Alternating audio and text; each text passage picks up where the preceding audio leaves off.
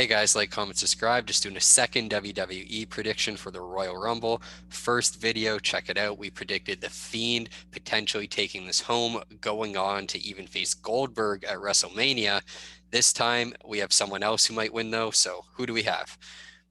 So this is the one that I thought about right away. But this might not be an obvious one, but they've definitely been hyping him a lot on his return. Would be Edge. No, Edge surprised everyone by making his return to the Royal Rumble last year, yet he didn't win. He was in there, and I don't know about you, but being a big wrestling fan from the mid to late 2000s, um, Edge was a huge name for us. Huge. Just hearing that song come on, it brings a little bit of excitement in the air. And I think that they kind of shortchanged him a little bit last year because they knew they were building up this huge storyline for him. And then, of course, whenever he had the greatest wrestling match ever, that it was labeled to be with Randy Orton, he got hurt and hasn't come back since. But they've been hyping him every week. They've been doing promo videos of Edge talking about making this big return at the Royal Rumble. But see, it's tough because he is coming in number two. Let's be honest, though, a lot of the Royal Rumble, a lot of guys somehow skirt getting past the that 5 to 15, 5 to 20 kind of guys, where they just kind of lay on the side or they do one or two big moves, then they get tired, rested, and because everyone's kind of going after the new names that are coming in the ring. So it is very possible that he could stay on for the whole match. And if he does, that just brings an air of excitement to the whole match for a lot of people like me and you who might not be the every single week wrestling market that's watching them, the diehards on TV every week, but that used to be those kind of people that we don't really feel as attached to it anymore because we don't know as many big names, but we still know Edge. We know he brings a lot of excitement, and he's not that old where he's too slow coming back like a lot of the other legends that do come back. So it definitely can build a run for him. And if he wins tonight, as much as we can already see him facing Randy Orton at WrestleMania, it's already going to be a huge match.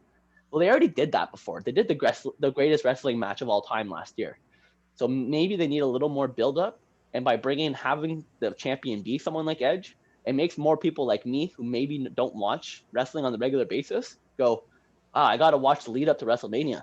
I got to watch this. I got to watch see if Edge is actually going to do it because he's more than deserving of that opportunity at this point. Yeah, I mean, I think overall, we spoke about it in the other video with WrestleMania, that if you're going to have a potential, I guess, legend, maybe headline it like Goldberg, you need a title attached to him.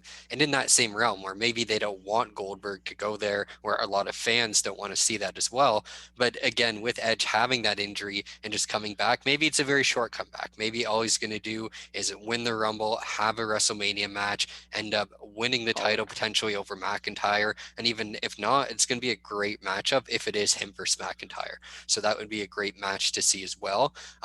So with that alone, I think I'd be confident. And like you said too, I mean, yes, it's a lot of minutes for a guy of his age to put in, but at the same time, aside from him and Orton probably starting out having a good kind of scuffle from there, they're obviously going to team up on a lot of the other random guys coming in. They might eat a couple finishers, probably going to eat like a brogue kick from Sheamus, then lie in the ground for 3 minutes, do a couple of spears, get hit with another finisher. But there's no one specifically out to get him, like the Fiend is out to get Randy Orton.